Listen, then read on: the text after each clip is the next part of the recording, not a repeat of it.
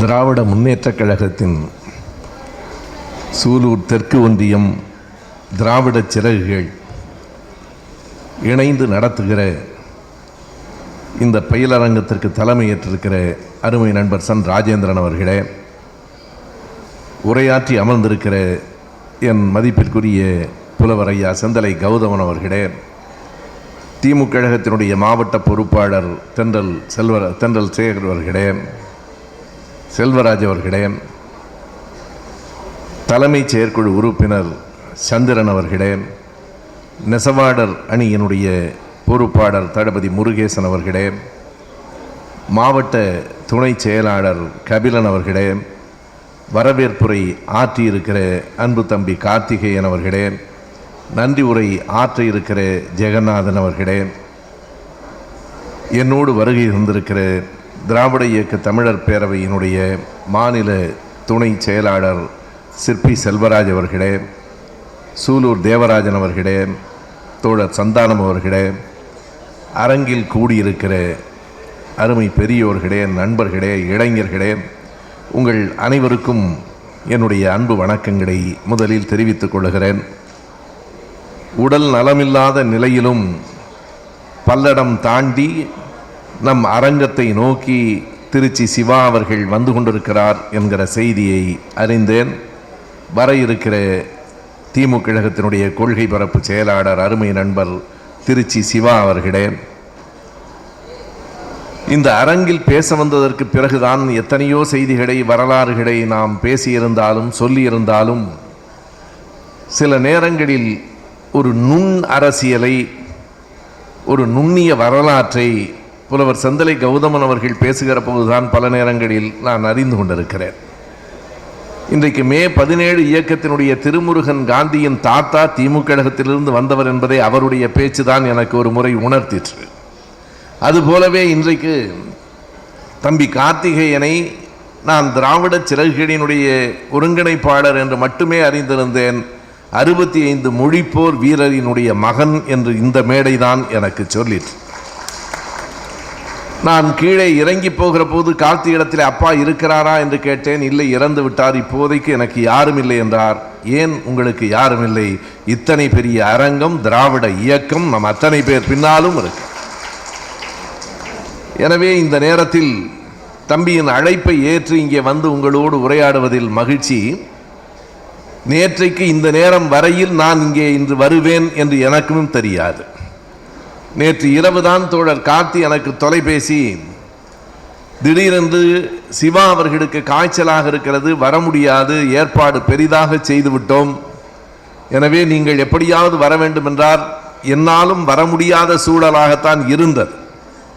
காலையிலே 7 to 8 மணி வரையில் America வாழ் தமிழர்களோடு தொலைபேசி மூலமாக ஒரு நேர்காணல். அதற்கு பிறகு காலை 10:30 மணியிலிருந்து 1 மணி வரையில் கருஞ்சட்டை பதிப்பகத்தினுடைய மேலாண்மை குழு கூட்டம். என்ன செய்வது, மாலையிலும் ஒரு நிகழ்ச்சி இருக்கிறது, வர இயலாத சூழலில் தான் இருந்தேன். ஆனாலும் திராவிடத்தின் பெயர் சொல்லி அழைத்த போது என்னால் மறுக்க முடியவில்லை.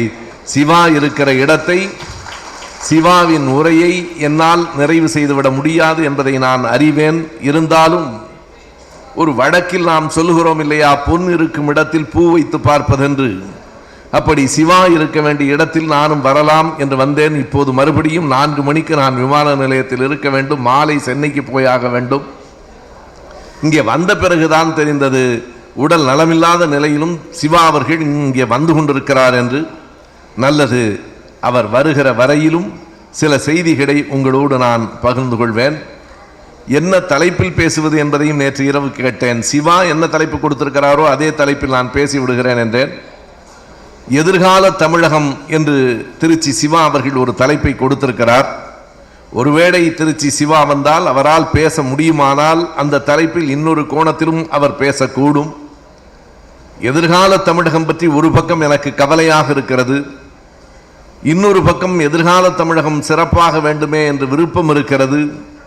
இன்னொரு கோணத்தில் எதிர்கால தமிழகம் சிறக்கும் என்கிற நம்பிக்கையும் இருக்கிறது.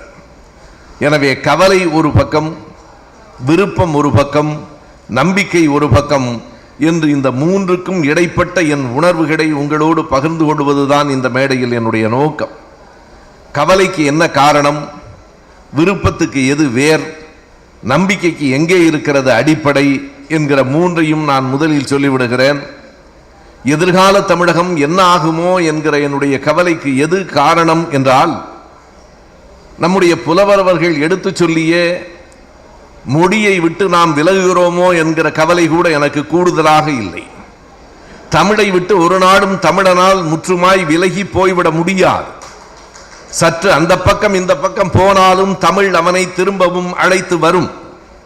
தமிழின் அழகும் தமிழின் எளிமையும் தமிழின் இனிமையும் யார் யார் எல்லாமோ ஈர்க்கிற போது தமிழனை ஈர்க்காதா என்ன? தமிழனை தமிழ் ஒரு நாளும் கைவிட்டு விடாது, தமிழனும் தமிழை கைவிட்டு விட மாட்டான் என்கிற நம்பிக்கை இருக்கிறது. அதனால் எழுகிற ஒரு கவலை கூட எனக்கு பெரிதென்று சொல்ல முடியாது. இன்றைக்கு இருக்கிற அரசியல் சூழல் குறித்தும் நான் கூடுதலாக கவலைப்படவில்லை. இந்த அரசியல் சூழல்கள் மிக விரைவில் மாறப்போகின்றன என்று இன்றைக்கு எல்லோருக்குமே தெரிந்து விட்டது. அதனால் தான் அறிவாலயம் நோக்கி எல்லோரும் வரவும் தொடங்கிவிட்டார்கள். ஆகையினாலே அரசியல் சார்ந்த கவலை கூட எனக்கு அதிகமாக இல்லை. ஆனால் இன்னொரு கவலை எனக்கு உண்மையாக கூடுதலாக இருக்கிறது. சாதிய உணர்வு இறுகி கொண்டிருக்கிறது. மேலும் மேலும் சாதியம் என்பது மக்களுக்குள் தமிழர்களுக்குள் பிளவு ஏற்படுத்துவதாக வளர்ந்து கொண்டிருக்கிறது. அந்த சாதிக்கு எது வேறாக இருக்கிறது என்றால் இந்து மதம்தான் வேறாக இருக்கிறது. அந்த இந்து மதத்தை பரப்ப வேண்டும், அதன் மூலமாக சாதியை கொண்டு வர வேண்டும் என்று கருதுகிறவர்கள் இன்றைக்கு மத்தியில் ஆட்சியில் இருக்கிறார்கள், மாநில ஆட்சியில் இருக்கிறவர்களை ஆட்டி படைக்கிறார்கள். எனவே இந்த சாதியம் ஒரு கவலை தருகிறது. அதிலும் குறிப்பாக நான் ஒன்றை சொல்ல வேண்டும். இதை நான் பயிலரங்கம் என்று கருதவில்லை. உண்மையாக என்னிடத்தில் கேட்டால் பயிலரங்கத்திற்கு இவ்வளவு பேர் வேண்டாம் என்று நான் சொல்லுவேன். பயிலரங்கம் என்பது ஒரு பொதுக்கூட்டம் போல மாநாடு போல நடத்த வேண்டியதில்லை. ஒரு 50 பேர் வட்ட வடிவமாக சுற்றி அமர்ந்து கொண்டு பேசுவதிலே தான் இன்னமும் கூடுதலாக நாம் செய்திகளை பகிர்ந்து கொள்ள முடியும். இந்த அரங்கத்தை பொறுத்தளவு நான் உண்மையாகவே என்ன கருதுகிறேன் என்றால், இது வெறும் பேசுவதற்கான மேடை என்று கருதவில்லை. தமிழகத்தை மாற்றுவதற்கு நாம் என்ன செய்ய வேண்டும் என்று கூடி சிந்திக்கிற அரங்கமாக கருதுகிறேன். குறிப்பாக நான் ஒன்றை எதனை குறிப்பிடுகிறேன் என்றால், ஓசூரில் நடைபெற்ற அந்த ஆணவ படுகொலை இருக்கிறது. ஆணவ படுகொலை தமிழ் மண்ணில், பெரியார் மண்ணில் நடக்கலாமா? ஈரோட்டில் இன்னமும் இரட்டை கோழைகள் இருக்கலாமா? நீங்கள் எண்ணி பாருங்கள். ஈரோட்டில் இருக்கக்கூடாது, வேறு இடங்களில் இருக்கலாம் என்று அதற்கு பொருள் இல்லை. நம் ஐயா பெரியார் பிறந்த ஈரோட்டு மண்ணிலேயே இரட்டை குவடைகள் இருக்கிறது என்று சொன்னால் அது நம் கழுத்தை அறுக்கிற வாளாக என்னை கவலைப்படுத்துகிறது. அந்த ஓசூரில் அந்த பிள்ளைகள், நண்பர்களே, இளைஞர்களே, உங்களை பார்த்து நான் சொல்லுகிறேன், சாதி என்பது எத்தனை கொடூரமானது தெரியுமா? ஒன்றை அழுத்தமாக புரிந்து கொள்ளுங்கள். காதலை எதிர்க்கிற எந்த சமூகமும் முன்னேறாது. காதலை எதிர்த்து சாதிக்காக தங்கள் சொந்த பிள்ளைகளை கொலை செய்கிற கொடூரமான குணத்தை சாதிதான் மனிதனுக்கு கொண்டு வந்து சேர்க்கிறது. நான் அறிந்த வரையில் சாதியை விட கொடியது உலகத்தில் வேறு எதுவுமே இல்லை. அந்த சாதியம் இன்றைக்கு இறுகி ஓசூரிலே பிள்ளைகள் சித்திரவதைப்பட்டு கொல்லப்பட்டிருக்கிறார்கள். இது ஒரு பக்கம். அம்பாசமுத்திரத்துக்கு அருகில் என்ன நடந்திருக்கிறது? 2 வீட்டிலும் பெற்றவர்கள் பெரியவர்கள் கூட அந்த திருமணத்தை ஏற்றுக்கொண்டு விட்டார்கள். ஆனால் அந்த பெண்ணினுடைய தம்பி 10ஆம் வகுப்பு படிக்கிறான், 15 வயது. தன்னுடைய நண்பர்களோடு சேர்ந்து கொண்டு அந்த மணமகனை தண்ணீரில் ஆற்றில் அமிழ்த்தி கொண்டிருக்கிறார்களே. 15 வயது பிள்ளையிடம் இந்த சாதி உணர்ச்சி எப்படி வந்து சேர்ந்தது? ஒரு 15 வயது இளைஞன் நான் எண்ணி பார்க்கிறேன். நான் 15 வயது இளைஞனாக இருந்த போது என்னை சாதியிலிருந்து வெளியில் கொண்டு வந்தது எது தெரியுமா நண்பர்களே? நான் இந்த மேடைக்காக சொல்லவில்லை. திராவிட இயக்க உணர்வே என்னை தமிழனாய் மாற்றியது. திராவிட இயக்க உணர்வு இல்லாமல் போயிருக்குமானால் ஒருவேளை நானும் சாதி சங்கத்தில் அமிழ்ந்து போயிருப்பேனோ என்னவோ எனக்கு தெரியாது. என்னை சாதி மத சகதியிலிருந்து பிடுங்கி எடுத்து தமிழனாய் என்னை கொண்டு வந்து நிறுத்தியது என்று ஒருவர் ஒரு காலத்திலே வசனம் பேசினார். நான் வசனம் பேசவில்லை நண்பர்களே, உண்மையை சொல்லுகிறேன். சாதி மத சகதியிலிருந்து வெளியிலே எடுத்தது திராவிட இயக்கம்தான். இன்றைக்கு எப்படி ஒரு 15 வயது சிறுவனினுடைய மூளையில் இப்படி சாதி பற்றி கொண்டிருக்கிறது என்று எண்ணுகிற போது எதிர்கால தமிழகம் பற்றி எனக்கு கவலை அடைகிறது. சரி, எதிர்கால தமிழகம் கண்டிப்பாக இவைகளிலிருந்து வெளிவந்து விட வேண்டும் என்கிற விருப்பம் எங்கே இருந்து வருகிறது என்றால், நான் சின்ன வயதிலிருந்து சுயமரியாதை குழுமத்தில் பிறந்து வளர்ந்து சுயமரியாதை கருத்துக்களை படித்து தெளிந்து திராவிட இயக்கத்தினுடைய அந்த கிளைகளோடு தொடர்ந்து பழகி திராவிட இயக்கத்தின் விழுதுகளாக இன்றைக்கு இறங்கி இருக்கிறவர்களோடு நெருங்குகிற காரணத்தினாலே இந்த தமிழகம் மாற வேண்டும் என்கிற விருப்பம் இருக்கிறது. எதிர்கால தமிழகம் சிறப்பாக இருக்கும் என்கிற நம்பிக்கை எங்கே இருந்து கிடைக்கிறது? அதை சொல்லிவிட்டு நான் உள்ளே செல்கிறேன். எதிர்கால தமிழகம் பற்றிய கவலையை எனக்கு சாதி மதங்கள் தருகின்றன. எதிர்காலம் தமிழகம் பற்றிய நம்பிக்கை கண்டிப்பாக இவற்றிலிருந்து வெளியே தமிழகம் வரும். மறுபடியும் ஒரு சமத்துவ சமூகத்தை நோக்கி தமிழகம் நடக்கும் என்கிற நம்பிக்கை எனக்கு எங்கே இருந்து வருகிறது என்றால், நான் உண்மையாக சொல்லுகிறேன், இளைஞர்களே, உங்களிடமிருந்துதான் எனக்கு அந்த நம்பிக்கை வருகிறது. திராவிட சிறகுகளை, திராவிடம் 2.0 என்பதை, திராவிடம் இன்றும் என்றும் என்பதை எனக்கு அடுத்த தலைமுறையும் எந்த கொடியை எங்கள் தோள்கள் தாங்கி பிடித்ததோ அந்த கொடியை தாழாமல் தாங்கி பிடிக்க அடுத்த தலைமுறை நீங்கள் எழுந்திருக்கிறீர்களே, அதுவே எனக்கு எதிர்கால தமிழகம் பற்றிய நம்பிக்கையை தந்திருக்கிறது. திராவிட முன்னேற்ற கழகம் தொடங்கி முதலாக சென்னையிலே இருக்கிற 7 கிணறு பகுதியிலே ஏற்றப்பட்ட திமுக கழகத்தின் கொடி மிகச் சிறியது. அன்றைக்கு கொடி ஏற்றுவதற்கே கடினமாக இருந்த காலம். கொடி ஏற்றுவது சமூகத்தில் எளிதாக இல்லை. ஆனால் அன்றைக்கு ஏற்றப்பட்ட அந்த சிறிய கொடி இருக்கிறதே, இன்றைக்கு அறிவாலயத்தில் 114 அடி உயரத்தில் அப்படி பட்டொடி வீசி பறக்கிறதே, இது நமக்கு நம்பிக்கை தருகிறது. எழுந்திருக்கிற திமுக கழகத்தினுடைய கருப்பு சிவப்பு வண்ண கொடியும் நாளைக்கு தலைமுறையாக நம்மை தலை நிமிர வைத்த அந்த தலைவனின் சிலையும் நாளைக்கு எழ இருக்கிறதே, எதிர்கால தமிழகம் பற்றிய ஒரு நம்பிக்கையை எனக்கு தருகிறது. எனவே கவலைக்கும் நம்பிக்கைக்கும் இடையில் நாம் எந்த பாதையில் செல்ல வேண்டும் என்பது குறித்த சில புரிதல்களை உங்கள் முன்னால் வைக்கிறேன். இந்த கவலை என்பது இன்றைக்கு நேற்றைக்கு எழுந்ததில்லை. தமிழ்நாட்டிலே இன்றைக்கு தான் இப்படி ஆகிவிட்டது, இந்தியாவிலே இப்படித்தான் ஆகிவிட்டது என்று நீங்கள் கருத வேண்டாம். ஏறத்தாழ சுதந்திரம் பெற்ற, விடுதலை பெற்ற நாளிலிருந்து இந்த போராட்டம் நடந்து கொண்டிருக்கிறது. இது இன்னமும் சரியாய் சொன்னால் இது 2000 ஆண்டு கால போராட்டம். ஆனால் நான் விடுதலை நாளிலிருந்து எடுத்து சொல்லுவதற்கு காரணம், வெள்ளைக்காரர்கள் நம்மை விட்டு போய்விட்டார்கள் என்பதற்கு பிறகும் கொள்ளைக்காரர்களினுடைய ஆட்சிதான் வரப்போகிறது. இது அவர்களின் கைகளிலே இருந்து ஆட்சி சாவியை பார்ப்பனர்கள் வாங்கிக் கொள்ள போகிற கட்டம் என்று பெரியார் அன்றைக்கு சொன்னார். அது உடனடியாக நடந்தது. அதிலிருந்து சில செய்திகளை நான் சொல்லி மாற்றங்கள் எப்படி வந்தன என்பதை விவரித்து சொல்ல வேண்டும். குறிப்பாக ஒன்றை நான் சொல்லுகிறேன். கூட்டணியிலே இருந்தாலும் தோழர்கள் கோபித்துக் கொள்ள மாட்டார்கள், உண்மையை சொல்ல வேண்டும் என்பதற்காக கூறுகிறேன். பாரதிய ஜனதா கட்சியினுடைய ஆட்சி இன்றைக்கு முழுக்க இந்துத்துவ வெறி பிடித்த ஆட்சியாக இருக்கிறது என்று சொன்னால், இதனை விட கொஞ்சம் மேலாக இருந்தது என்பதை தவிர இந்திய விடுதலை பெற்ற காலத்தில் காங்கிரஸ் கட்சி ஆட்சியிலேயும் இந்த அவலங்கள் இருக்கவே செய்தன. அதை மறைக்க வேண்டியதில்லை. காங்கிரஸ் கட்சி என்பது ஒரு கலவையான கட்சி. அதிலே காந்தியாருக்கும் நேருவுக்கும் இருந்த குணநலன் வேறு, பட்டேலுக்கும் ராஜேந்திர பிரசாத் அவர்களுக்கும் இருந்த குணநலன் வேறு. குடியரசுத் தலைவராக இருந்த ராஜேந்திர பிரசாத் அவர்கள் 1951 ஆண்டு பனாரஸில் என்ன செய்தார் என்பதை சரித்திரம் படித்த பிள்ளைகள் அறிந்திருக்க கூடும். இருந்தாலும் நான் நினைவுபடுத்துவதற்காக சொல்லுகிறேன். அப்போது அவர் இந்தியாவின் குடியரசுத் தலைவர். என்ன செய்தார் என்றால், 201 பார்ப்பனர்களை அமர்த்தி 201 பார்ப்பனர்களுக்கும் பாத பூஜை செய்து அந்த தண்ணீரை எடுத்து குடித்தார். அது புண்ணியம் என்று சொன்னார். இதை விட கொடுமை வேறு எங்காவது இருக்க முடியுமா? நீ தனி மனிதனாக இருந்தால் என்ன வேண்டுமானாலும் செய், யாரும் கேட்கவில்லை. இந்தியாவின் குடியரசுத் தலைவன் நீ. 201 பார்ப்பனர்கள் மேடையில். இதை சொல்லுகிற போது எனக்கு இன்னொரு செய்தியும் நினைவுக்கு வருகிறது. ஐயா பெரியார் அவர்கள் காரைக்குடியில் ஒரு நிகழ்ச்சியிலே கலந்து கொண்டார். நான் சொல்வதெல்லாம் நடந்த நிகழ்ச்சிகள். இதனை மறைந்த என்னுடைய அருமை நண்பர் புதுவை பல்கலைக்கழகத்திலே பேராசிரியராக இருந்த அறிவுடை நம்பி நேரடியாக பார்த்த அந்த நிகழ்வை எனக்கு சொன்னார். ஐயா பெரியார் அவர்கள் தன்னுடைய 90வது வயதில் ஒரு மூட நம்பிக்கை ஒழிப்பு மாநாடு நடத்த போகிறேன். இன்னமும் மூட நம்பிக்கைகள் நம்மை விட்டு போகவில்லை. ஐயப்பன் கோயிலுக்கு போகிறவர்கள் எண்ணிக்கை கூடுதலாக இருக்கிறது என்று ஒரு பக்கம் கவலையாக இருக்கிறது. ஐயப்பன் கோயிலுக்குள் பெண்களை விட மறுக்கிறார்களே என்கிற கவலையும் இன்னொரு பக்கத்தில் இருக்கிறது. நாம் எதற்குத்தான் கவலைப்படுவது என்று புரியவில்லை.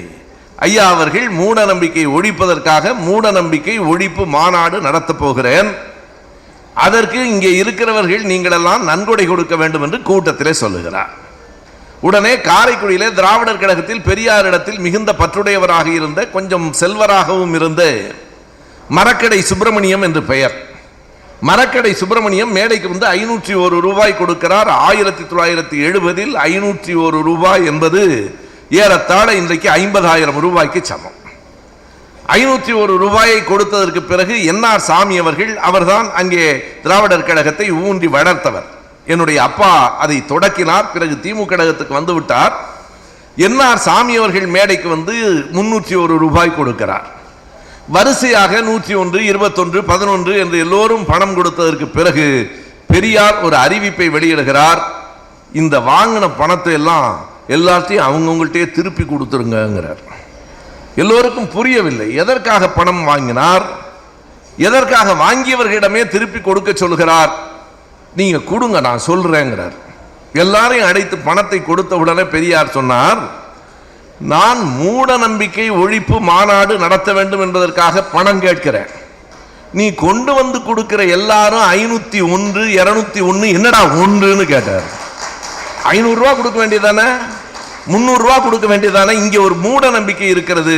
யாருக்கும் திருமணத்துக்கு பரிசளித்தால் கூட 101 தான் நம்ம ஆள் கொடுப்பான். 100 ரூபா கொடுத்தா காணாம போயிடுமா என்ன? கடைசியாய் சுடி வந்தால் வளராது, 101 வளராது. கொடுத்த பணம் கொடுத்த பணமாகத்தான் இருக்கும். என்ன 101 கொடுத்த உடனே அது 202 இருக்குமா? எண்ணி பார்க்கிற போது வளர்ந்துருமா? ஒரு மூட நம்பிக்கைகள் நம் மூளையில் பதிந்து கிடக்கின்றன. பெரியார் சொன்னார், உங்ககிட்டயே மூட நம்பிக்கை போகலையே, உங்க பணத்தை வாங்கி நான் எப்படி மூட நம்பிக்கை மாநாடு நடத்துறது? முதல்ல நீங்க திருந்துங்க, அப்புறம் நடத்திக்கலாம் மாநாடு என்றார். இது நடந்த நிகழ்ச்சி. எதற்கு இதை குறிப்பிடுகிறேன் என்றால், குடியரசுத் தலைவராக இந்த ராஜேந்திர பிரசாத் 201 பார்ப்பனர்களை உட்கார வைத்து, 200 அல்ல 201 பார்ப்பனர்களை உட்கார வைத்து அவர்களுக்கு பாத பூஜை செய்து அவர்கள் கால்களை கழுவிய தண்ணீரை தான் வாங்கி குடித்தார் என்றால் என்ன பொருள் என்று எண்ணி பாருங்கள். இந்த நாட்டினுடைய மிக உயர்ந்த பதவியில இருக்கிற குடியரசுத் தலைவர் இன்னொருவனுக்கு பாத பூஜை செய்கிறார் என்றால் இவர் பெரியவரா அவன் பெரியவனா? மறைமுகமாக பார்ப்பனன் தான் இந்த நாட்டில் பெரியவன் என்பதை மற்றவர்களுக்கு உணர்த்துவதற்காக நடந்த நிகழ்ச்சி அது. நண்பர்களே, ராஜேந்திர பிரசாத் காயஸ்தர் என்கிற வகுப்பிலே பிறந்தவர். அவர் பார்ப்பனர் இல்லை, அவர் காயஸ்தர் என்கிற வகுப்பிலே பிறந்தவர். அதை அந்த பகுதியில் வேண்டுமானால் வைசியர் என்று சொல்லலாம். தமிழ்நாட்டில் சத்திரியனும் கிடையாது, வைசியனும் கிடையாது. இங்க பார்ப்பனன், சூத்திரன், பஞ்சமன் தான் உண்டே தவிர வைசியன் சத்திரியன்லாம் நம்ம சொல்லிக்கலாம். இங்கே எல்லாரும் என்ன சொல்றான்னா, நான் ஒரு வன்னிய குல சத்திரியன், நாங்கள் ஆண்ட பரம்பரை, எல்லா பேரும் ஆண்ட பரம்பரைன்னா எவன் தாண்டா ஆளப்பட்ட பரம்பரை? நீங்க ஒவ்வொரு ஜாதி மாநாட்டிலையும் 2 தீர்மானம் நிறைவேறும். ஒன்று, நாம் ஆண்ட பெரும் பரம்பரை. 2வது தீர்மானம், எனவே எங்களை மிகவும் பிற்படுத்தப்பட்டோர் வகுப்பில் சேரும். நீ தான் ஆண்ட பரம்பரையாச்சு, அப்புறம் ஏன் மிகவும் பிற்படுத்தப்பட்டோர் கேட்கிற? ஒன்று சாதி பெருமை பேசு, அல்லது சாதியின் பெயரால் உரிமைகள்.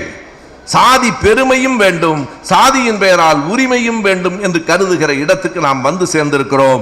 அந்த சாதி பெருமையை மற்றவர்களுக்கு உணர்த்துவதற்காக குடியரசுத் தலைவராக இருந்து ராஜேந்திர பிரசாத் அப்படி செய்தார். 1946 காந்தியார் என்ன சொன்னார் தெரியுமா? உண்மையிலேயே நம்முடைய நாடு சமத்துவமான நாடு என்றால் இந்தியாவின் முதல் குடியரசுத் தலைவராக ஒரு தலித் பெண் வர வேண்டும் என்று விரும்புகிறேன் என்றார். இன்றைக்கு வரைக்கும் அது நடக்கல. இந்தியாவின் குடியரசுத் தலைவராக ஒரு தலித் பெண் வர வேண்டும் என்று சொன்னார், வரவில்லை. இதில் இந்த இடத்தில் நீங்கள் எண்ணி பார்க்க வேண்டும். இதுவெல்லாம் பழைய கதை என்று கருதாதீர்கள் இளைஞர்களே, அதைத்தான் நான் சொல்ல வருகிறேன். இவையெல்லாம் பழைய கதை. இப்போது யார் அப்படி செய்கிறார்கள் என்று நீங்கள் கருதக்கூடாது. 2 ஆண்டுகளுக்கு முன்னால் சுட்டு கொல்லப்பட்டாரே கௌரி லங்கேஷ், நினைவிருக்கிறதா? சில பெயர்களை நீங்கள் நெஞ்சில் நிறுத்துங்கள். கடந்த 5 ஆண்டுகளுக்குள் மத வெறியர்களால் சுட்டுக் கொல்லப்பட்ட 4 பெயர்களை நான் சொல்லுகிறேன். நரேந்திர தபோல்கர், கோவிந்த் பன்சாரே, கல்புர்கி. 2017ஆம் ஆண்டு செப்டம்பர் மாதம் 5ஆம் தேதி அவர் வீட்டு வாசலில் சுட்டு கொல்லப்பட்ட கௌரி லங்கேஷ் ஹரியானாவில் நடந்த ஒரு நிகழ்ச்சியை எடுத்து காட்டுகிறார். நான் ஏன் இதை குறிப்பிடுகிறேன் என்றால், இது ஒன்றும் பழைய கதை அல்ல. 3 ஆண்டுகளுக்கு முன்னால் நடந்தது. மோடி பிரதமரானதற்கு பிறகு நடந்தது. எதை கௌரி லங்கேஷ் குறிப்பிடுகிறார் என்றால், ஹரியானா சட்டமன்றத்தில் தருண் குமார் சாகர் என்று ஒரு சாமியார், ஒரு நிர்வாண சாமியார், அவரை சட்டமன்றத்துக்கு பேச அழைத்தார்கள். சிறப்பு விருந்தினராக ஹரியானாவில் அழைத்தார்கள். அவர் எப்படி வந்தார் தெரியுமா? அந்த தருண் சாகர், நான் சொல்வது ஒரு மிகைப்படுத்தப்பட்ட செய்தி அல்ல, செய்தித்தாள்களில் இருக்கிறது. நிர்வாணமாகவே சட்டமன்றத்துக்கு வந்தார். அவருக்கு எங்கே மேடை போடப்பட்டது? சபாநாயகருக்கும் முதலமைச்சருக்கும் விட 2 பேரையும் விட உயரமான ஒரு நாற்காலியில் அந்த நிர்வாண சாமியாரை உட்கார வைத்து பேச சொன்னார்கள். கௌரி லங்கேஷ் எழுதுகிறார், நான் அவருடைய நிர்வாணத்தை பற்றி பேச வரவில்லை. அதை இந்த அரசமைப்பு சட்டமே அனுமதித்து தொலைக்கிறது. நாளைக்கு வட இந்தியாவில் கும்பமேளா என்று ஒரு விழா நடக்க இருக்கிறது. நீங்கள் தமிழ்நாட்டுக்கும் வட இந்தியாவுக்கும் இருக்கிற வேறுபாடு எங்கே இருக்கிறது என்பதை எண்ணி பாருங்கள். அது எதனால் வந்தது என்பதையும் எண்ணி பாருங்கள். இந்தியா விடுதலை பெற்ற போது நவகாடியிலே இந்துக்கள் என்றும் இஸ்லாமியர்கள் என்றும் பிரிந்து நின்று அத்தனை பேரும் ஒருவரோடு ஒருவர் முட்டி மோதி சாகவில்லையா? இந்தியா முழுவதும் மத கலவரம் நடந்தது. தமிழ்நாட்டில் மட்டும்தான் மத கலவரம் இல்லை. நான் சொல்லுவது 47. அப்போது என்ன ஆயிற்று என்றால், மக்கள் 2 மதங்களின் அடிப்படையில் பிரிந்து நின்று மோதிக்கொண்டதோடு மட்டுமில்லாமல் அந்த கலவரத்தை அடக்குவதற்காக போன இராணுவமும் காவல்துறையும் இந்துக்களாகவும் இஸ்லாமியர்களாகவும் இருந்து மோதிக்கொண்டார்கள். அப்போது உள்துறை அமைச்சர் பட்டேல், நேருவும் பட்டேலும் என்ன முடிவு செய்தார்கள் என்றால், தமிழ்நாட்டு காவல்துறையை வரவழைக்கலாம், தமிழ்நாடு மட்டும்தான் இந்தியாவிலேயே அமைதியாக இருக்கிறது. என்ன காரணம்? இங்கே இந்துக்கள் இல்லையா? இங்கே இஸ்லாமியர்களும் கிறிஸ்தவர்களும் இல்லையா? எல்லா பாகுபாடுகளும் இருந்தாலும் மதங்களை தாண்டிய மனித நேயம் தமிழ்நாட்டில் இருப்பதற்கு காரணம், இந்த மண்ணில் தான் பெரியார் என்கிற அதிசயம் பிறந்தார் என்கிற காரணத்தால், திராவிட இயக்கம் இந்த மண்ணில் தான் வேரூன்றி வளர்ந்தது என்பதால் இங்கே இந்துக்கள் இஸ்லாமியர்கள் பிரிவினை இல்லை என்று காவலர்கள் இங்கே இருந்து வரவழைக்கப்பட்டார்கள் என்பது வரலாறு. இன்றைக்கும் நான் சொல்லுகிறேன் நண்பர்களே, அது என்ன கும்பமேளா? 12 ஆண்டுகளுக்கு ஒரு முறை நடக்கிற விழா. தேவர்களுக்கும் அசுரர்களுக்கும் அமிர்தத்தை யார் எடுத்துக்கொள்வது என்று சண்டை வந்தபோது அதை அசுரர்கள் எடுத்துக்கொண்டு ஓடிவிட்டதாகவும், திருமால் அந்த அமிர்த கலையத்தை திரும்ப எடுத்துக்கொண்டு வருகிற போது 4 துடிகள் சிதறிவிட்டதாம். அந்த 4 துடிகளில் ஒன்று அலகாபாத்தில், ஒன்று உஜ்ஜயினியில், ஒன்று நாசிக்கில், இப்படி 4 ஊர்களில் விழுந்ததே. அந்த 4 ஊர்களிலும் 12 ஆண்டுகளுக்கு ஒரு முறை நடத்தப்படுகிற விழா கும்பமேளா. 2013 தான் அலகாபாத்திலே நடந்தது. 6 வருடம் தானே ஆகிறது என்று கேட்டால் இதை அரை கும்பமேளா என்கிறான். எப்படி வேண்டுமானாலும் விளக்கம் சொல்லுவார்கள். இது அரை கும்பமேளா. பாருங்கள், பிறகு கால் கும்பமேளா வரும். அரை கும்பமேளாவில் என்ன நடக்க போகிறது? அங்கே இருக்கிற அந்த முதலமைச்சராக இருக்கிற யோகி ஆதித்யநாத் என்ன சொல்லுகிறார்? வருகிற சங்கராந்தி முதல், சங்கராந்தி என்று அவர்கள் எதை சொல்லுகிறார்கள்? நம்முடைய பொங்கல் விழாவைத்தான் சொல்லுகிறார். ஜனவரி 14 முதல் மார்ச் 4 வரை அங்கே கும்பமேளா நடைபெற இருக்கிற காரணத்தால் திருமணங்கள் தடை செய்யப்பட்டிருக்கின்றன. இன்றைக்கு உத்தரப்பிரதேசத்திலே திருமணங்கள் தடை செய்யப்பட்டிருக்கின்றன. என்ன காரணம்? கும்பமேளா. கும்பமேளாவினுடைய உச்சகட்டம் என்ன? ஆயிரக்கணக்கான சாமியார்கள், இந்து சாமியார்கள் நிர்வாணமாக ஊர்வலம் போவதுதான் கும்பமேளாவின் உச்சகட்டம். நான் கேட்கிறேன், அதை தடை செய்துவிட்டு திருமணத்துக்கு அனுமதி அளிக்க வேண்டிய அரசாங்கம் திருமணத்தை தடை செய்துவிட்டு நிர்வாண ஊர்வலத்துக்கு அனுமதி அளிக்கிறதே. இங்குதானடா தமிழ்நாடு தனித்து நிற்கிறது. எண்ணி பாருங்கள். எடப்பாடியாகவே இருக்கட்டும், ஒரு நிர்வாண சாமியார் ஊர்வலத்துக்கு தமிழ்நாட்டில் அனுமதி கொடுத்து விட முடியுமா?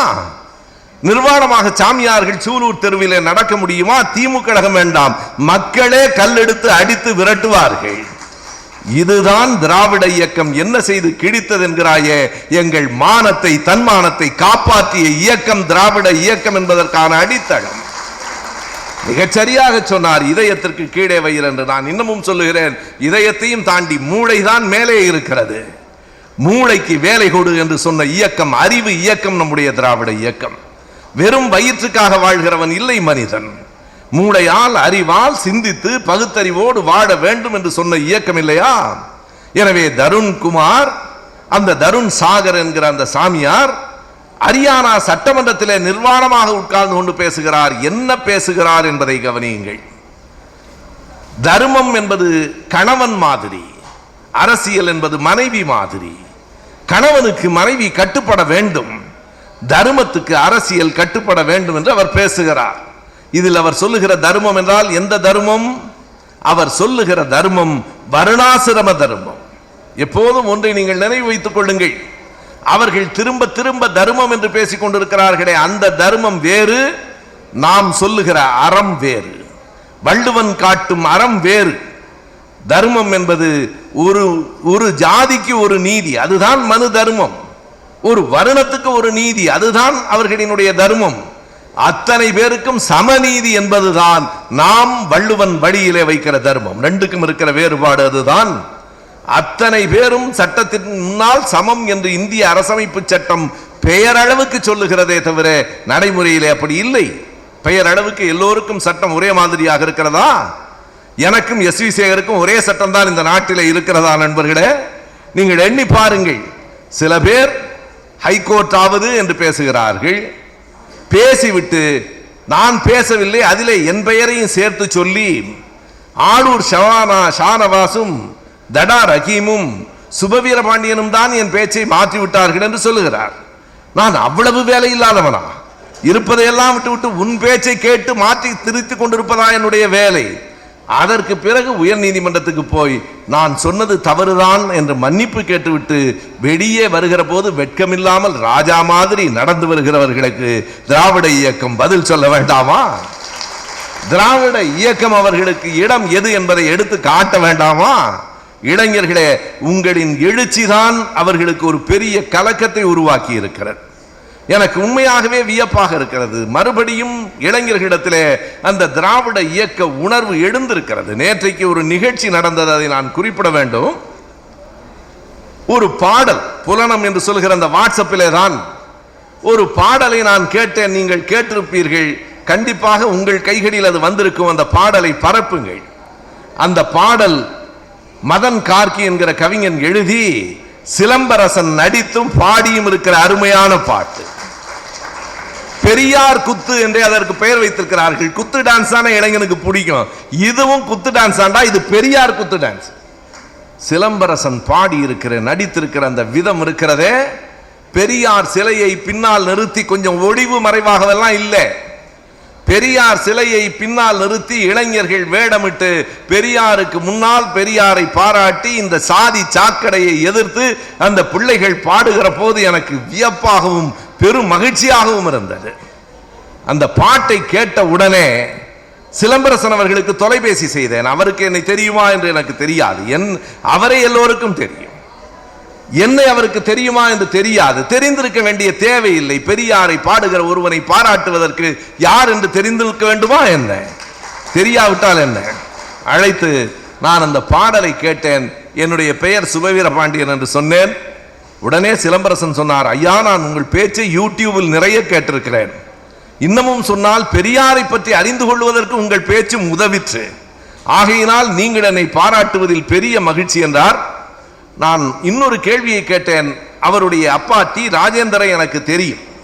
உங்க அப்பா சொல்லி நான் அறிந்திருக்கிறேன், நீங்கள் ஒரு பெரிய சிவபக்தர் என்று சொல்லுவாரே என்றேன். ஆம், நான் சிவபக்தன் தான் என்றார். பிறகு எப்படி பெரியாரை பற்றி என்று கேட்டேன். அதற்கு சிலம்பரசன் சொன்ன விடையை இளைஞர்களே குறித்துக் கொள்ளுங்கள். சிவபக்தன் என்பது தனிப்பட்ட என்னுடைய கடவுள் நம்பிக்கை. ஆனால் இந்த சமூகத்தை உயர்த்தியவர் பெரியார் தானே. அந்த ஒரு நன்றி உணர்ச்சி இல்லாமல் நம்மால் இருக்க முடியுமா? எனக்கு உண்மையிலேயே இந்த விடையை நான் எதிர்பார்க்கவில்லை.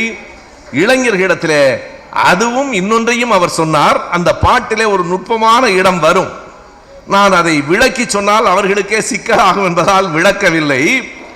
கண்ட நாய்களெல்லாம் பெரியாரை பார்த்து குறைக்கும், போடா ராசா என்று வரும். அவ்வளவுதான். அப்புறம் புரிந்து கொள்கிறவர்கள் புரிந்து கொள்ள வேண்டியது.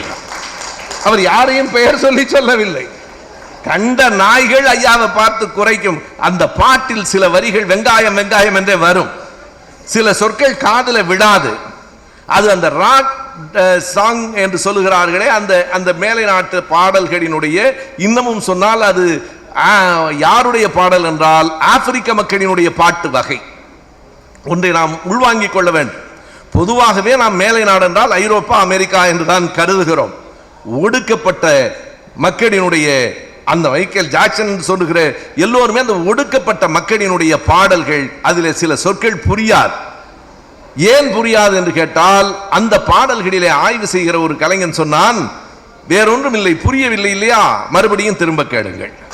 இன்னமும் புரியவில்லையா, மறுபடியும் கேளுங்கள். திரும்ப திரும்ப கேட்க வைக்க வேண்டும் என்பதற்காகத்தான் சில சொற்களை அப்படி புரியாமலும் நாங்கள் பதிவு செய்கிறோம் என்று சொன்னால், அதை இந்த இளைஞர்களும் புரிந்து கொண்டிருப்பார்கள் என்று நினைக்கிறேன். சில சொற்கள் புரியவில்லை, நான் திரும்ப திரும்ப கேட்டேன்.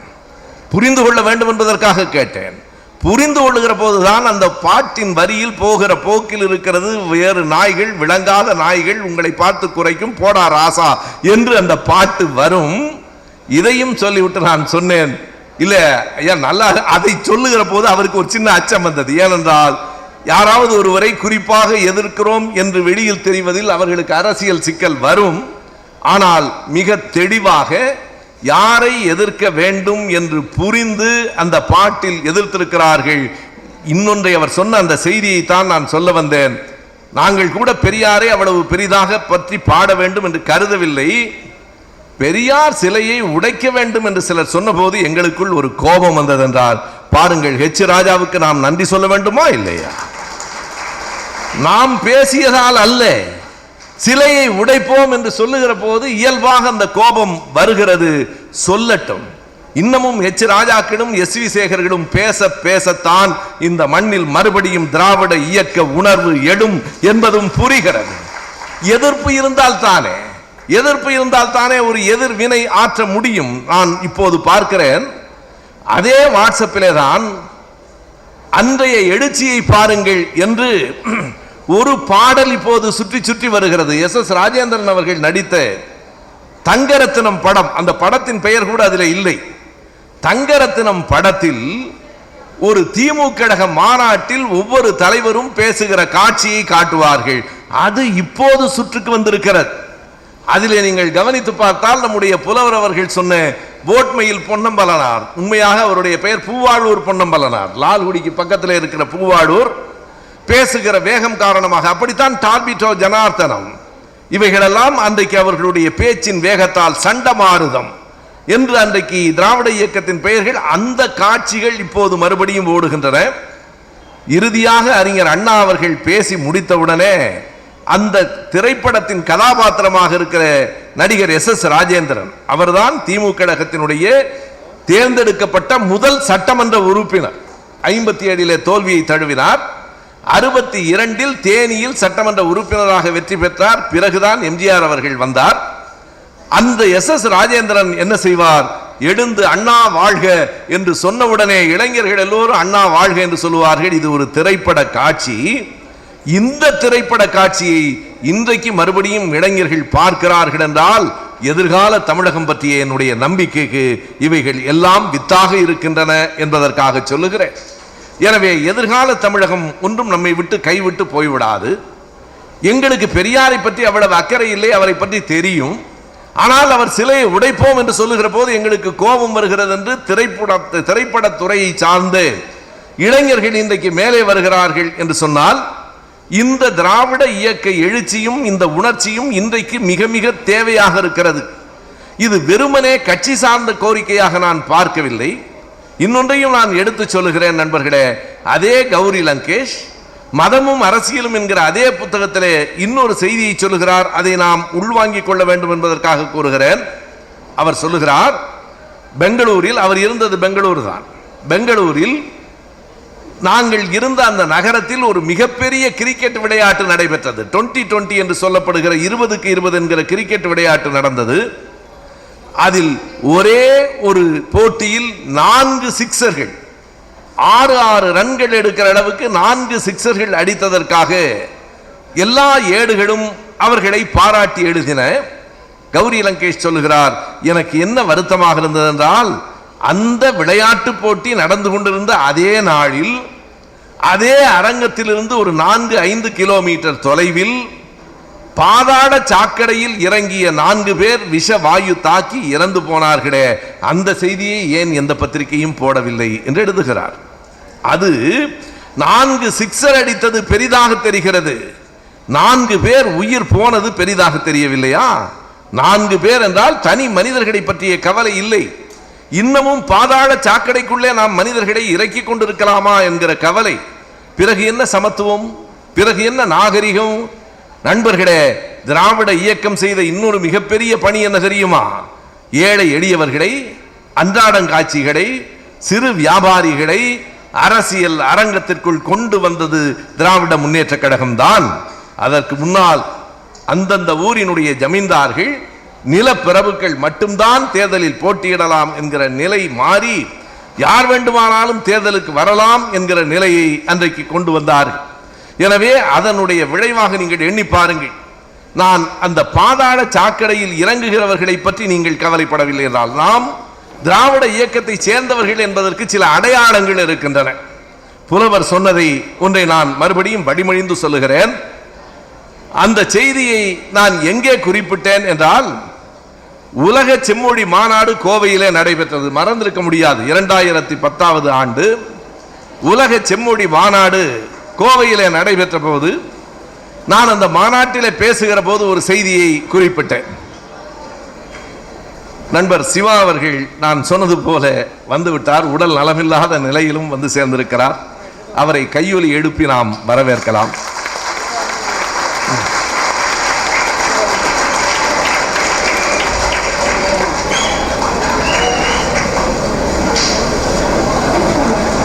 நண்பர் சிவாவுக்கு தெரியாது, அவருடைய தலைப்பில் தான் நான் பேசிக் கொண்டிருக்கிறேன்.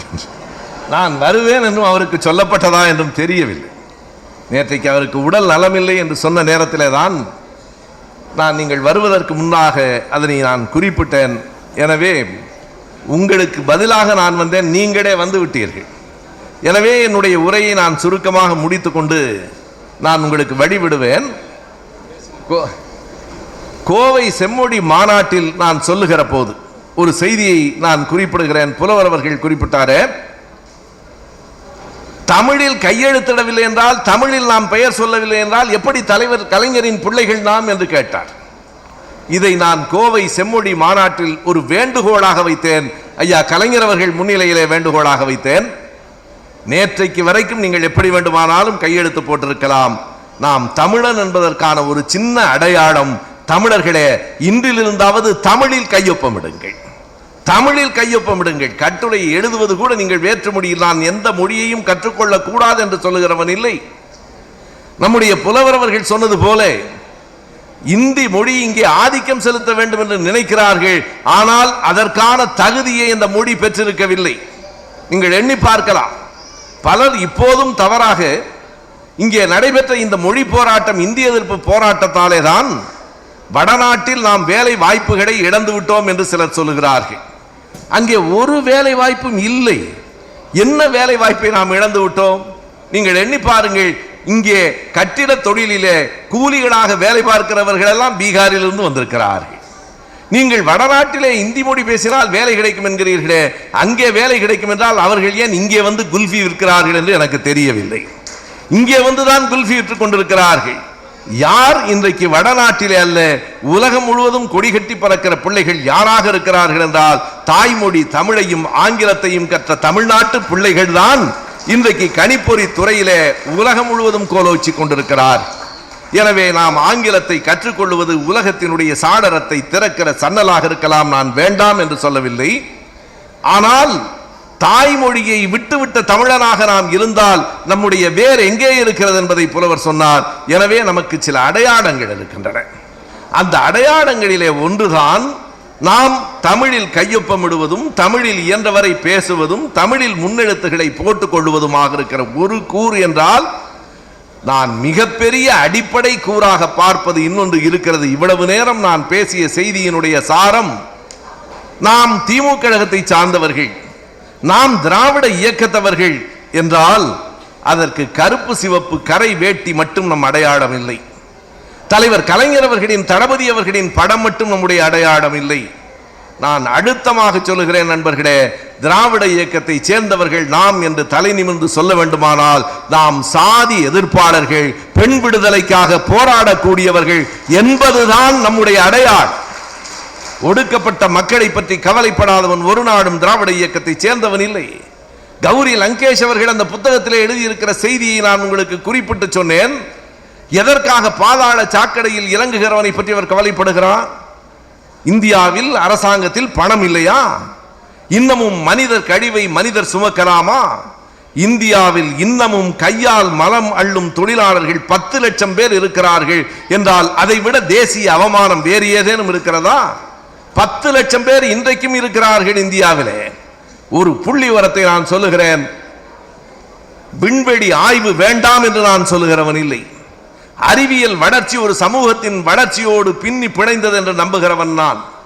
ஆனாலும் கூட நீங்கள் அந்த விண்வெளி ஆராய்ச்சிக்காக இஸ்ரோ என்று சொல்லப்படுகிற நிறுவனத்துக்கு ஆண்டுக்கு 7000 கோடி ரூபாய் சென்ற ஆண்டு ஒதுக்கப்பட்டிருக்கிறது. இந்த ஆண்டு இன்னமும் கூடலாம். ஆண்டுக்கு 7000 கோடி ரூபாயை நீங்கள் விண்ணியல் ஆய்வுக்கு ஒதுக்குவது நான் பிழை என்று சொல்லவில்லை. ஆனால் எந்த மேலை நாட்டிலாவது, நீங்கள் வளர்ந்த நாடுகள் என்று சொல்கிறீர்களே, எந்த நாட்டிலாவது பாதாள சாக்கடையை சுத்தப்படுத்துவதற்கு மனிதன் உள்ளே இறக்கப்படுகிறானா? பாதாள சாக்கடையை இறக்குவதற்கு இயந்திரங்கள் வாங்குவது அவ்வளவு கடினமானதா? அவ்வளவு விலை உயர்ந்ததா? அந்த விவரத்தை நான் இங்கே தருகிறேன் நண்பர்களே.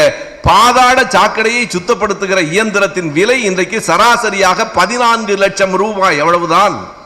ஒரு அரசாங்கத்திற்கு அது ஒரு பணமே இல்லை. 7000 கோடியை உங்களால் கொடுக்க முடியும். ஒரு மனிதனினுடைய உயிரை மட்டுமல்ல, அவனுடைய மரியாதையையும் காப்பாற்றுவதற்கு வெறும் 14 லட்சத்தை நம்மால் செலவழிக்க முடியாதா?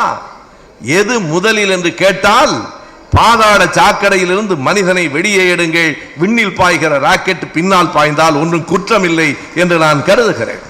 இவையெல்லாம் சேர்ந்துதான் திராவிட இயக்க சிந்தனைகள். திராவிட இயக்கம் என்பது இத்தனை சிந்தனைகளையும் உள்ளடக்கியது. ஆகையினாலே நாம் எதிர்கால தமிழகம் திராவிட இயக்க சிந்தனை உடையதாக இருக்க வேண்டும் என்று சொன்னால், அது சமத்துவத்தை நோக்கி பயணிக்கிற சமூகமாக, அது எதிர்காலத்தில் பெண் விடுதலையை பெற்றுத் தருகிற சமூகமாக இருக்க வேண்டும். நான் முதலில் குறிப்பிட்டேனே, ஹரியானா சட்டமன்றத்தில் நிர்வாணமாக அமர்ந்து கொண்டு அந்த தருண் சாகர் என்கிற சாமியார் பேசுகிற போது, தர்மம் கணவன், சட்டம் அரசியல் மனைவி, கணவனுக்கு மனைவி அடங்கி நடக்க வேண்டும், தர்மத்துக்கு அரசியல் அடங்கி நடக்க வேண்டும் என்று சொல்லுகிற போது அவர் அரசியல் சட்டத்தை மட்டும் கொச்சப்படுத்தவில்லை, பெண்களையும் சேர்த்தே கொடுமைப்படுத்துகிறார். ஆணும் பெண்ணும், கணவனும் மனைவியும் நண்பர்களாக இருக்க வேண்டுமே தவிர கணவனுக்கு மனைவி அடிமையாக இருக்க வேண்டும் என்பது அவர்கள் சித்தாந்தம். கணவனும் மனைவியும் நண்பர்களாக இருக்க வேண்டும் என்பது திராவிட இயக்க சித்தாந்தம். இன்னொன்றையும் நான் நினைவுபடுத்துகிறேன். மற்ற அரசியல் கட்சிகள் எல்லாம் வெளியிலே கொள்கைகளை தொடங்கி வீட்டின் வாசல் வரையில் வந்தன. சுயமரியாதை இயக்கம் வீட்டுக்குள்ளிருந்து அரசியலை தொடங்கி வெளியிலே கொண்டு போய் சேர்த்தது என்பது மிக முக்கியமான செய்தி. உங்கள் பிள்ளைகளுக்கு தமிழில் பெயரிடுங்கள். உங்கள் திருமணங்களை சுயமரியாதையோடு நடத்தி கொள்ளுங்கள். யாராவது இறந்து போனால் அந்த இறப்பு நிகழ்வை கூட வெறும் திதியாக நடத்தாதீர்கள், படம் திறந்து ஒரு நினைவேந்தலாக மறுபடியும் எழுச்சி பெறுகிற விழாவாக நடத்துங்கள் என்று குடும்பத்தினுடைய ஒவ்வொரு அசைவுகளையும் தீர்மானித்தது திராவிட இயக்கம் தான். எம்.ஆர். ராதா அவர்கள் ஒரு படத்திலே சொல்லுவார், அவருடைய அப்பா இறந்து போனது போது பார்ப்பனர்கள் திவசம் செய்வதற்காக வருகிறார்கள். அவர்கள் ஒரு பெரிய பட்டியலை தருகிறார்கள். அந்த பட்டியலில் என்ன இருக்கிறது என்றால், பச்சரிசி, பிஞ்சு கத்திரிக்காய். எம்.ஆர். ராதா கேட்பார், எங்க அப்பா என்னைக்குடா பிஞ்சு கத்திரிக்காய் சாப்பிட்டான்? சாகிற வரைக்கும் கருவாடு தான்டா சாப்பிட்டான், பிஞ்சு கத்திரிக்காய் எதுக்கு கேட்கிறேன்னா, இவனுக்கு பிடித்தது பிஞ்சு கத்திரிக்காயும் பச்சரிசியும். என் அப்பா ஒரு நாளும் பச்சரிசியும் சாப்பிட்டதில்லை, பிஞ்சு கத்திரிக்காயும் சாப்பிட்டதில்லை. இது எங்க அப்பாவுக்கா உனக்காடான்னு ஒரு படத்துல கேட்பார். கவிஞர் கலிப்பூங்குன்றன் ஒரு முறை எடுத்து காட்டினார். ஒரு இடத்துல அவர்கள் பட்டியல் போட்டிருக்கிறார்கள், அதில் எவ்வளவு கவனமாக இருக்கிறார்கள் என்று பாருங்கள். பச்சரிசி 10 கிலோ, அடைப்புக்குறிக்குள்ளே என்ன போட்டிருக்கிறார்கள் என்றால் ரேஷன் அரிசி கூடாது. அதுல கூட அவ்வளவு கவனமா இருக்கிறான். ரேஷன் அரிசி கூடாது என்று சொல்கிற அளவுக்கு கவனமாக இருக்கிற, நம்மை சுரண்டுகிற, சுரண்டி பிழைக்கிற ஒரு குறிப்பிட்ட சமூகத்தினுடைய ஆதிக்கத்தை ஒரு நாளும் அனுமதிக்க மாட்டோம். அதாவது அவர்களை நாம் எதிரிகளாக பார்க்கவில்லை. யார் ஒருவருக்கும் நமக்கும் எந்த பகையும் இல்லை. அரசியல் தாண்டி, சமூக நீதி தாண்டி யார் ஒருவரோடும் நமக்கு பகை இல்லை. கவிஞர் இன்குலாப் சொல்லுகிற அந்த வரிகளை நான் பலமுறை பல மேடைகளில் சொல்லியிருக்கிறேன். இந்த இடத்திலேயும் அதை நிறைவாக சொல்லி நான் என் உரையை முடிக்கிறேன். இன்குலாப் சொல்லுவார், வடநாட்டு தோழனோ சிங்கள தோழனோ என் தோள் மீது கை போட்டு கொண்டு வர எனக்கு சம்மதம். ஆனால் எந்த பயலும் என் தோள் மீது ஏறி அமர்வதை என்னால் ஒரு நாளும் ஏற்க முடியாது என்பார். திராவிட இயக்கத்தின் அடிப்படை கோட்பாடு இதுதான். நாம் உலகம் முழுவதும் மனிதர்களோடு சமமாக, உலகம் முழுவதும் மனிதர்களோடு நட்போடு இருப்பதற்கு நாம் தயார். ஆனால் எந்த ஒரு ஆதிக்கத்தையும் ஏற்க முடியாது என்பதை அழுத்தமாய் சொல்லுவதுதான் திராவிட இயக்கம். மொழிப்போர் பற்றி புலவர் அவ்வளவு நேரம் பேசியது இந்திக்கு எதிர்ப்பான பேச்சல்ல. எந்த ஒரு மொழியும் நம் மீது ஆதிக்கம் செலுத்த அனுமதிக்க மாட்டோம் என்கிற ஒரு உரையினுடைய உறுதிதான் அது. மொழியானாலும், மதமானாலும், சாதியமானாலும் அல்லது ஆணாதிக்கமானாலும் எந்த ஒன்றும் நம் தோள் மீது ஏறி அமர்வதை ஏற்க முடியாது என்கிற திராவிட கொள்கையை என் அடுத்த தலைமுறை ஏற்றுக்கொள்ளுமானால் எதிர்கால தமிழகம் மிகச் சிறப்பாக இருக்கும். வாய்ப்புக்கு நன்றி. வணக்கம்.